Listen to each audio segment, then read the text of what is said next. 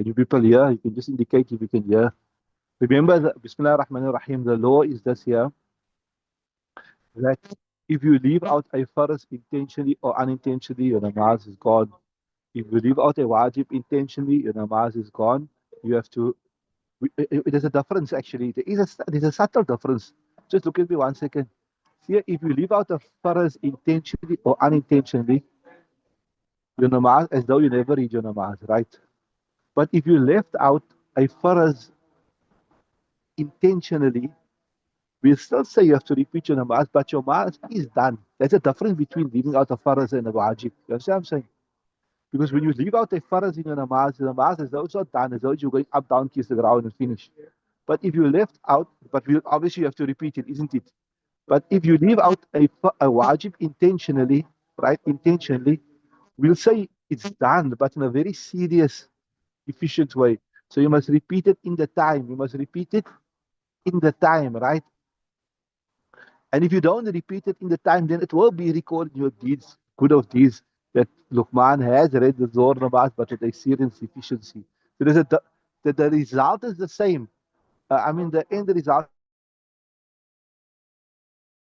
but there is some technical difference between the two. But this bab here, which we were discussing now, can you people here, can the online people here, you can just message and tell me if you can hear, inshallah. But the what you call it, this whole bab is where you leave out a wajib unintentionally, so you can compensate for it with a sajda sahu. And I told you like you leave out a wajib completely unintentionally, or you delayed some rukn from its place, etc., etc. So here we're going to do something else, so they're also relating to the wajib, inshallah. Read from there. Bismillah ar-Rahman ar-Rahim.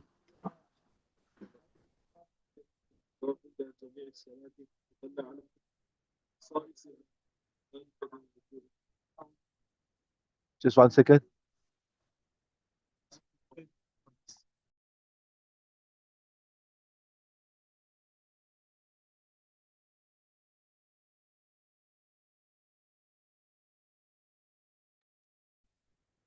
Right. So were you reading the Ma'afam? You reading?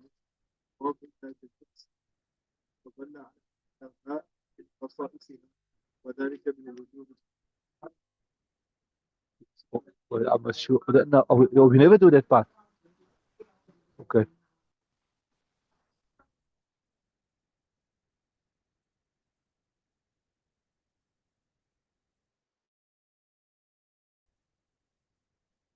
Okay, so we were saying there, Bismillah ar-Rahman ar-Rahim.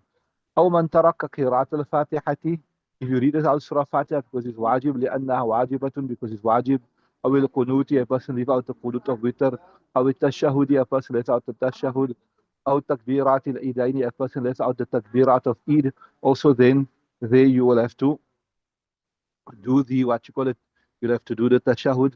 لأنها واجبات, because it's wajib and you leave out the wajib, right?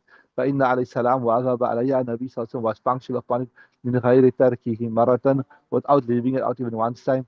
وهي أمارة الوجوب, and this is the signs that he is wajib, right? These are all the signs. The fact that Nabi Sallallahu Alaihi Wasallam done something punctually. If something wasn't compulsory, it wasn't necessary, then 1 or 2 times Nabi Sallallahu Alaihi Wasallam would leave it out. He would leave it out to show that it is not compulsory. You understand what I'm saying?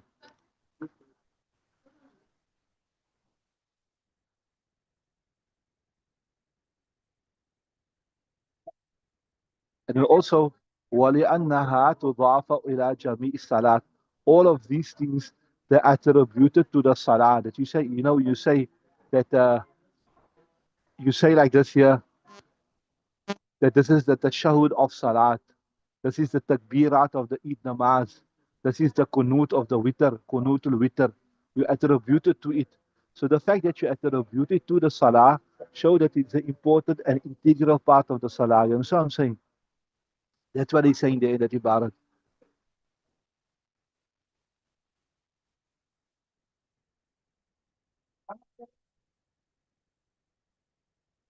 ليس لأنها تضاف إلى جميع الصلاة فدل على أنها من خصائصها. So something kunut is from the khususiyat of witr. How can it not be wajib? You understand what I'm saying? Uh, Takbiratul Idain. It is from the khususiyat of of Eid. It's what makes the Eid namaz different. To give you a logical proof, one is the proof is that Nabi Sallallahu Alaihi Wasallam read it regularly. That's a proof, one proof. But the other proof is this here, the fact that Nabi Sallallahu Alaihi Wasallam read it regularly. That shows what? That it is part of the wujub of the salah. You understand what I'm saying? ثم ذكر التشهد يحتمل قاعدة الأولى والثانية والقراءة فيما وكل ذلك واجب وفيها سجد السهو والصحيح. Then yeah, they're explaining here the text. What is who's text it? Imam Quduri's text or Jami Sahih Imam. Now he's saying Imam Sahibi. He's saying ذكر التشهد. He mentioned the tashahud. يحتمل القاعدة الأولى. It could refer to the qa'da ula, which is wajib, right? That means like after 2 rakats you sit. يحتمل القاعدة الأولى والثانية, or it could refer to the second the qa'da, right?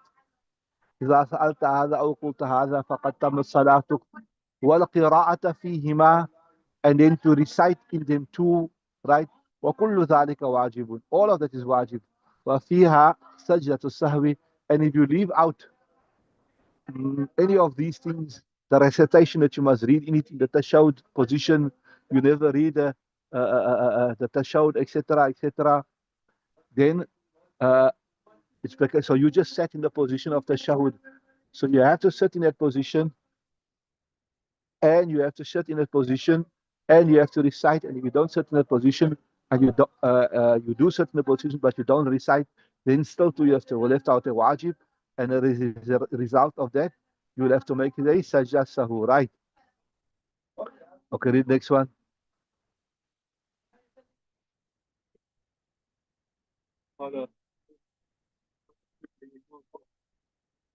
فيما يخافت. But فيما يخافت. Okay, then it says majhul, right?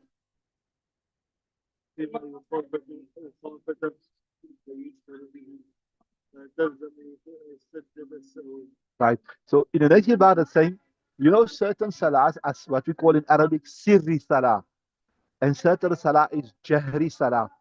Sirri salah is that salah that must be read softly, and jahri salah is that salah that will be read loud. Well, now what is the rationale? A lot of times people ask you this question: why certain salahs are loud, while certain salahs are soft? In the initial stages in Makkah, right, when salat had become compulsory, then when the Muslims would read loud, the mushrikeen would trouble them. Sometimes they would persecute them. Sometimes they would beat them. And sometimes what they would do is when they see a Muslim is reading salah, they'll just go there and make a dun. They make a noise as to disturb the Muslim. You understand what I'm saying? So Uh, obviously, this was when Salah became compulsory in Makkah al-Mukarrama. But once they moved to Madinah Munawwara, then there wasn't that fear. But okay, then already it has been established that you got the loud Salah and the soft Salah. So what they're explaining in the next text here, before we look at the text, I explained to you that certain Salahs you have to read loud, certain Salahs you have to read soft, right? So if a person done it opposite, where he's supposed to read loud, he reads soft. Or where he's supposed to read soft, he read loud. There too, a sajda sahwi will become wajib. And obviously he will be corrected by the qawm. Like if here the qawm is saying the imam started the maghrib namaz, but he's not reading. He's silent. So what the qawm will say, Subhanallah, am I right or wrong? Or maybe he started the Zohar namaz, or he started the Asr namaz, and he said, Alhamdulillah, Rabbil Alameen, Ar-Rahman Ar-Rahim, Maliki Yawmiddin. He started reading loud. So the qawm will say, Subhanallah, Subhanallah to Adatim. So to read soft where you are supposed to read soft, to read loud where you are supposed to read loud, this is also wajib. This is also wajib. And then the next discussion is how much of the reversal will necessitate that you must make a sahu? How much? If you just said Alhamdulillah and you stop. Now here they explain something, but we must double check this. But as far as I remember, if we're looking about three tasbihs, and ulama also explain three tasbih like this. Yes, here, to open a three closed fingers or to close three open fingers here. Or if you look at the other way, for example, right? That is it. But here they explain about we must. That's why you have to learn to open the other kitabs. But as far as my memory serves me, the fatwa is not on this. Anyway, read there, inshallah. Bismillah, tafadal. Read, Yusuf.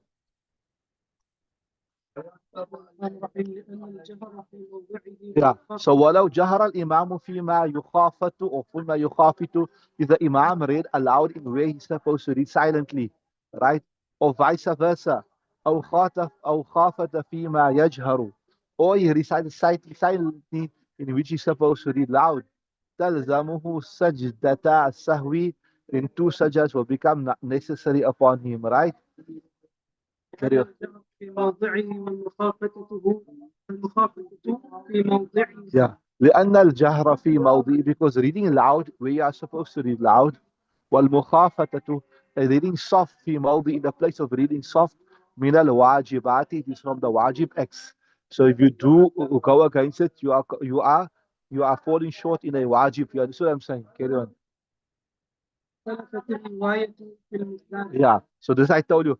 واختلفت الرواية في المقدار. So how much must you read silent before we'll say you committed a crime that necessitates tajasahu? Or how much must you read loud before we say you committed a crime that necessitated tajasahu? So that's what we're saying. واختلفت الرواية في المقدار. There's اختلاف among the ulama in what amount makes it necessary, right?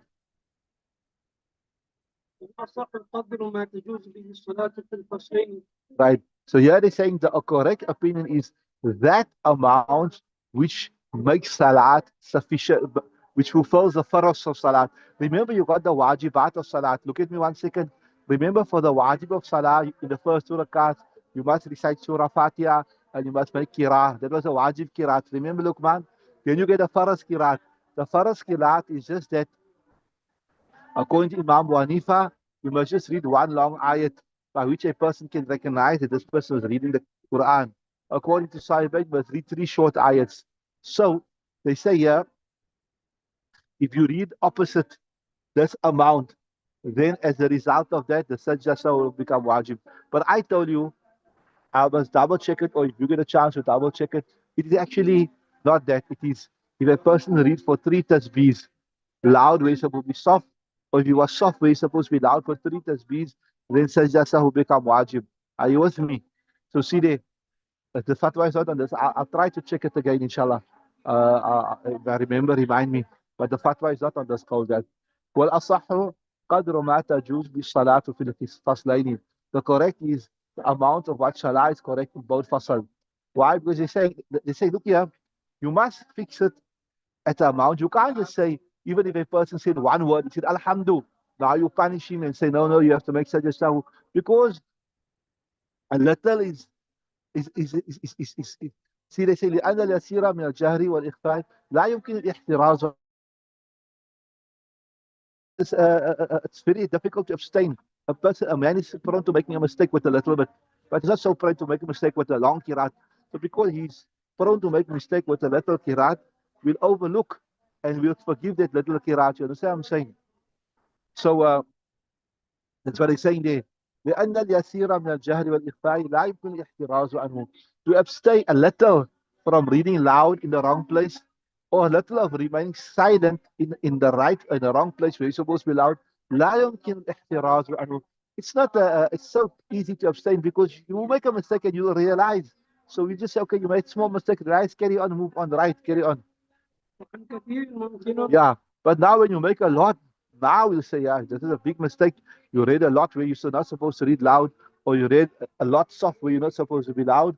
So now we'll say, under these circumstances, we'll say what, yeah, now you have to make sajda sahu, right?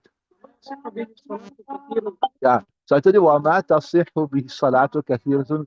So what is a lot and what is allowed? That amount of qiraat by which salah becomes correct. And I told you, I explained you what is the wajib of salah. The surah Fatiha, and then the qiraat, how much, and then you get the faras qiraat. So that amount which is the faras qiraat, if a person done the faras qiraat, then he will say he done a sahu in the opposite way, right? And what, so here is ikhtilaf between Sahibain and Imam Hanifa in what is the Farad Qiraat. Carry on. So وما تسحر بالصلاة كثير غير أن ذلك يعني غير except that is right according to Imam Hanifa just one ayat. If you read one ayat, because when you read one ayat you can understand this is the Quran. If a person read Alhamdulillahi Rabbil Alameen, you'll understand, right? Yeah, and according to Sahih, if you read three ayats, now you know this is the Quran. So now, then if you read three ayats, now you'll say. But again, I want to double check this for you. You remind me. Uh, this what I remember is three tasbeehs, ne? So this masala is also very applicable for the ladies at home also. If they okay, but they don't read loud. Okay, so not so applicable for the ladies. Sorry, ma. The ladies all in salat supposed to be soft, right? So it's not so applicable. They're supposed to. And also another important thing why we're discussing this, when we say the ladies must read soft, they must read so soft that they can hear themselves also. They mustn't just mouth the words. They must be able to hear themselves also. Right, carry on. Right. So وهذا في حق الإمام دون المنفرد. This is with regards to the Imam, not the Munfarid. If you reading, you remember, if you reading Salah alone, yeah, you're making your first Salah alone, then we done this before. You got the choice to either read loud or soft, isn't it? If you're reading your Salah alone, you got the choice of reading loud or soft. So you can't be penalized for reading soft because you got a choice. Yes, when you're the Imam, while we're discussing this here also, maybe I can just elaborate on this. So what in Shariat is the definition or the preferred definition of loud, and what is the preferred definition of soft? Soft is where you can hear yourself, and loud is where the person next to you. You'll find it's different codes, but this is the preferred code.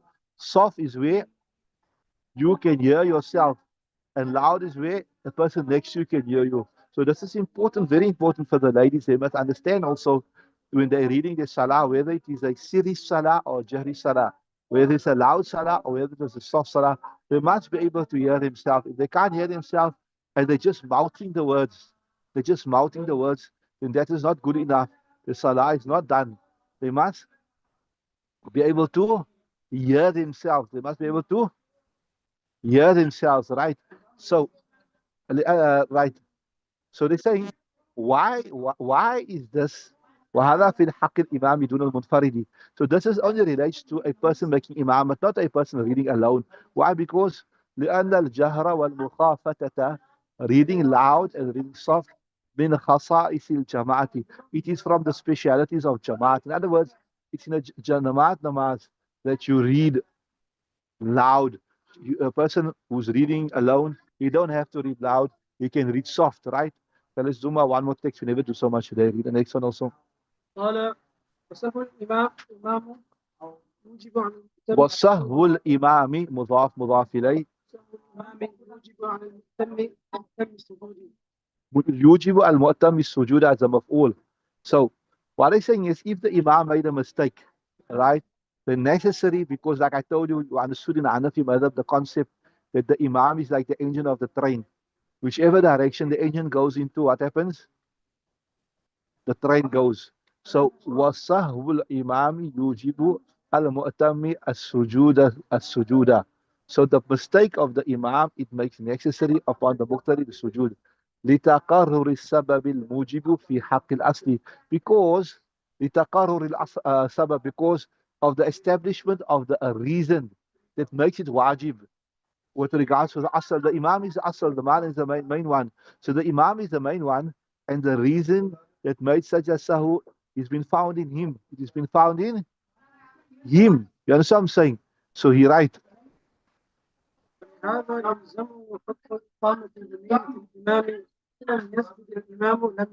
Yeah. ولهذا approve to ولهذا يجد حكم الإقامة بنية الإمام. What is speaking about here? If, for example, the Imam was a musafir, but in his salah, he said now he's going to make iqamat, he's going to stay in this place here. You had a whole group of people, they were all musafir. So they were going to read musafir namaz. But he decided, no, it's such a nice place, I'm going to stay here for 15 days or more. So he became a muqim. So if he become a muqim, You know the masla is if Musafir read Namaz, Salah behind the Mukim, he will also read full Namaz. You know that masla. Like you visiting in Joburg, you living in Saudi, you're Musafir, you're only staying 7 days in Makkah, you're staying 6 days in Makkah, you're reading behind the Imam of the Haram, you read full 4, 4, 4, 4, isn't it? You don't say that I'm Musafir and after 2 rakats you make Salam and you get up and you go away. You read 4, 4, 4, isn't it? So same thing here, they're saying that the Imam is the Asal. You as a Muqtadi, you will follow him. Yeah, and then there's also another proof also. For I told you those ulama that say, I told you they say when you're going to follow the Imam in Witr, when the Imam makes Salam, you don't make Salam, you carry on as you making Salah, when you join the Imam in the third rakat, remember? So this is also another proof that we use against them. Say, see what they say, وَلِهَذَا يَلْزَمُ yeah, وَلِهَذَا يَلْزَمُ حُكْمُ الْإِقَامَةِ بِنَيْةِ الْإِمَامِ.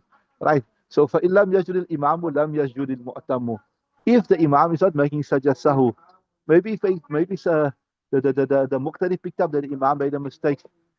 So normally what you'll do is, if you picked up that the Imam made a mistake that necessitates such a sahu, when the Imam makes the first salam, you say Subhanallah, then he'll catch on and he'll make the such a sahu. Ne? But you can't make such a sahu on your own and think that you can redeem and salvage your salah with your own such a sahu. You understood that? فإن لم يسجد الإمام لم يسجد المؤتم. Why? لأنه يصير مخالفا لإمامه. Because you will be going against your Imam, right? وما التزم الأداء إلا متابعا. And when the Muqtadi made intention to follow Imam, his intention is, I'm following this Imam here. I'm going to follow him whatever he's do. His intention was not that I'm going to do my own thing. If he make a mistake, then I will correct my own mistake, etc., etc., right? We will stop, inshallah. Continue tomorrow. Inshallah. Inshallah, we feel that.